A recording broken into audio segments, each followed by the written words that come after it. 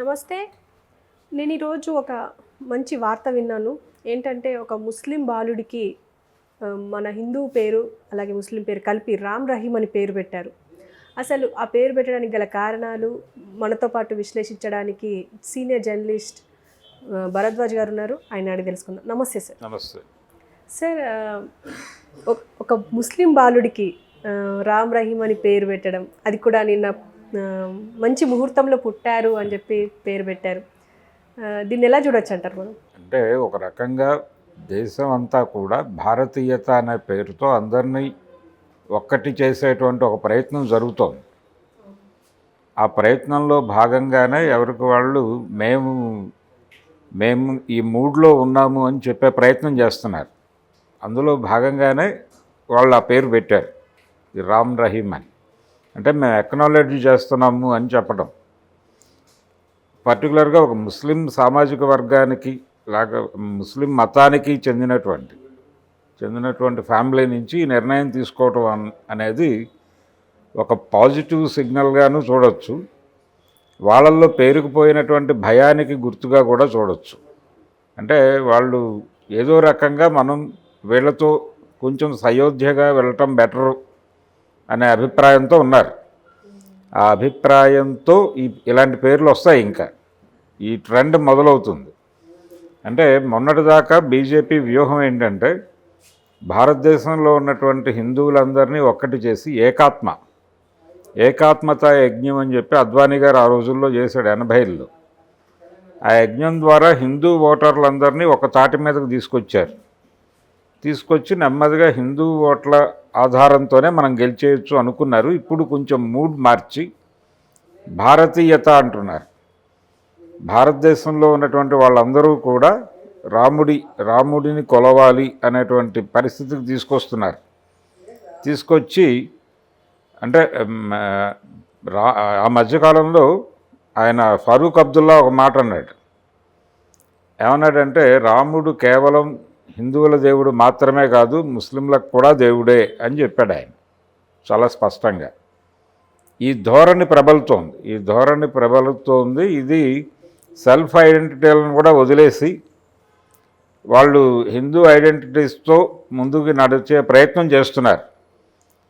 దీన్ని ఈ దేశంలో పెరిగిపోతున్నటువంటి ఒక రకంగా హిందూ మతోన్మాద దురాక్రమణగానే భావించాలి. ఇది విస్తరణవాదంలో భాగమే.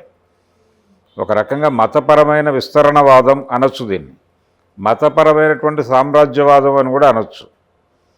పక్క మతాలన్నీ కూడా సరెండర్ అవుతున్నాయి. ఇప్పుడు టోటల్గా అన్ని మతాలు ఇప్పుడు రేపొద్దున ఎవరో రామ్ క్రీస్తు అని కూడా పేరు పెట్టచ్చు ఒక క్రిస్టియన్ కమ్యూనిటీ నుంచి, లేకపోతే ఒక సిక్కు కమ్యూనిటీ నుంచి గురు గోవింద్ రామ్ సింగ్ అని పెట్టచ్చు. ఇలా ఎలాగైనా జరగచ్చు. అంటే ప్రతి ఒక్కరూ కూడా రాముడిని ఐడెంటిఫై చేసుకోకపోతే కుదరని పరిస్థితి కల్పించారు. ఈ కల్పించటం అనేది వాంటెడ్గానే చేశారు.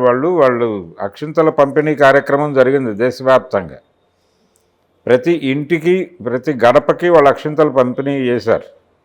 ఈ బాధ్యతలు అప్పచెప్పారు. లోకల్గా ఉన్నటువంటి కార్యకర్తలకి అప్పచెప్పారు ఈ బాధ్యతలు. వాళ్ళు ఒక్కొక్కళ్ళు ఒక 3-4 వీధులు డిస్ట్రిబ్యూట్ చేసుకుని ప్రతి గ్రామంలోనూ ప్రతి టౌను ప్రతి నగరం అన్ని చోట్ల చేశారు. ఈ క్రమంలో వీళ్ళు వెళ్ళి తలుపు కొట్టినప్పుడు అవతలవాడు ముస్లిం అయి ఉంటే తలుపు తెరిచిన వాళ్ళు వీళ్ళతో ఎలా హ్యాండిల్ చేయాలంటే మేము ముస్లిమ్స్ అండి అని చెప్తే తెలుసు మాకు, అయినప్పటికీ వచ్చాము అని మాట్లాడుతున్నారు వీళ్ళు. ఎప్పుడైతే వీళ్ళు డైలాగ్ ఓపెన్ చేశారో మాట్లాడకపోతే ప్రమాదం అనే భయం వాళ్ళని ఆవరిస్తుంది. ఒకవేళ మాట్లాడకపోతే మనని గుర్తుపెట్టుకుంటారు వీళ్ళు అనే భయం ఉంటుంది. కాబట్టి ఖచ్చితంగా మాట కలుపుతారు. కలిపిన తర్వాత ఈ అక్షింతలు మీరు వేసుకోవాలి, బలానా రోజు బలానా టైంకి టీవీలో లైవ్ చూసి అక్షింతలు వేసుకోండి అంటే వేసుకుంటారు. వాళ్ళు వేసుకున్నావా లేదా అనేది కూడా చెక్ చేస్తున్నారేమో అనేటువంటి భయం వాళ్ళలో నింపగలిగారు వీళ్ళు. ఇంత భయం నింపి ఇంత హడావిడి చేశారు కాబట్టే ఇలాంటి పేర్లు ఈ కల్టు మొదలవుతుంది.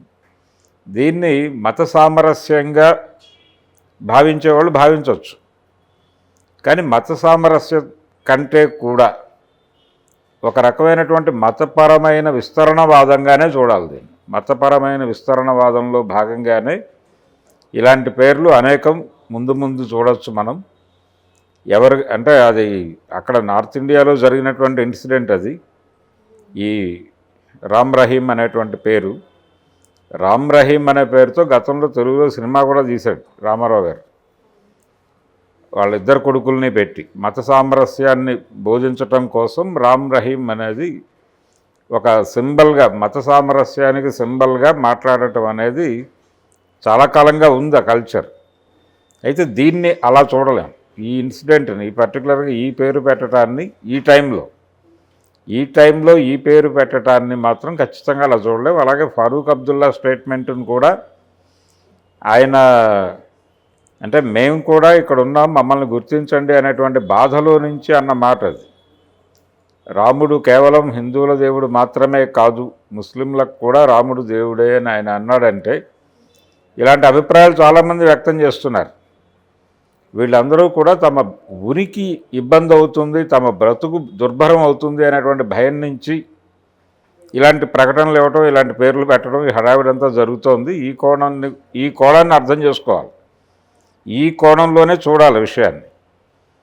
ఇది కాకుండా ఇదేదో మత సామరస్యం అని చెప్పి ఆనందపడిపోతే కుదరదు. దేశంలో హిందూ సమాజంతో పాటు ప్యారలల్గా జీవిస్తున్నటువంటి అనేక సమూహాలు ఉన్నాయి, అనేక మతాలు ఉన్నాయి. ఈ మతాలన్నిటినీ ఒక రకంగా కాంకర్ చేసేటువంటి ప్రోగ్రాం మొదలైంది అని మాత్రమే అర్థం చేసుకోవాలి. అలా అర్థం చేసుకోకపోతే వీళ్ళందరూ వీళ్ళ తొక్కిడి కింద, అంటే ఒక రకంగా వీళ్ళు బుల్డోజ్ చేసుకుంటూ వెళ్ళిపోతున్నారు. ఈ బుల్డోజర్ కింద నలిగిపోతారు. వీళ్ళ జీవితాలన్నీ సర్వనాశనం, అంటే మతాలు సర్వనాశనం అయిపోతాయి. మతరహిత రాజ్యం వేరు, మతరహిత రాజ్యం కోసం దెబ్బలాటం వేరు. కానీ ఒక మతం కంట్రోల్లోకి మొత్తం ప్రపంచాన్ని తీసుకొచ్చే ప్రయత్నం చేయటం తప్పు. వీళ్ళు ఏం చేస్తారు, ఫైనల్గా ఇంతమందిని కంట్రోల్లోకి తీసుకుని ఇంతమంది మా అనుకున్నారు అని చూపించి కార్పొరేట్లను అట్రాక్ట్ చేసి కార్పొరేట్లకి వీళ్ళందరితోనూ ఊడిగం చేయిస్తారు. అంబానీ, అదానీ వీళ్ళందరూ డబ్బు చేసుకుని పక్కకి వెళ్ళిపోతారు. ఈ ప్రజలందరూ బానిసలుగా మిగిలిపోతారు. అది ఫైనల్గా జరిగేటువంటి కార్యక్రమం. ఇప్పుడు ఈ పేర్లు ఇవన్నీ చూడటం ద్వారా వాళ్ళు రేపు పార్లమెంట్ ఎన్నికల్లో విజయావకాశాలు బలపడుతున్నాయని భావిస్తున్నారు బీజేపీ వాళ్ళు. అంటే 350 గెలిచేయగలం మళ్ళీ. వైనాట్ 170 అన్నాడు ఆయన జగన్మోహన్ రెడ్డి. ఇప్పుడు వైనాట్ 400 అనే పరిస్థితికి బీజేపీ వెడుతోంది రాముడు తర్వాత. ఒక రకంగా ఇప్పుడు రాముడి మీద భారం వేసి వాళ్ళు పార్లమెంట్ ఎన్నికలకు వెళ్తున్నారు. రాముడే గెలిపిస్తాడు అంటే రాముడి పేరుతో ఇంటింటికి పంపిణీ చేసిన అక్షింతలే గెలిపిస్తాయని నమ్ముతున్నారు వాళ్ళు.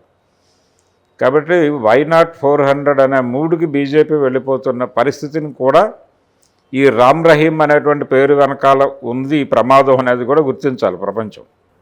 Okay sir, thank you sir. Thank you.